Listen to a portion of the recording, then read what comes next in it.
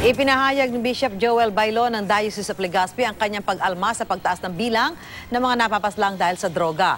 Nakasaad sa isang open letter nila kay Pangulong Duterte na binasa sa lahat ng mga misa sa mga simbahan sa Albay na sinusuportahan nila ang adhikain ng masugpuan droga sa bansa.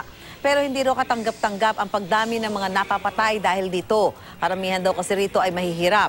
Kasabay ng panawagan sa Pangulo, isang panalangin din ang kanilang dadasalin araw-araw kasabay ng pagpapatunog ng kampana sa mga simbahan.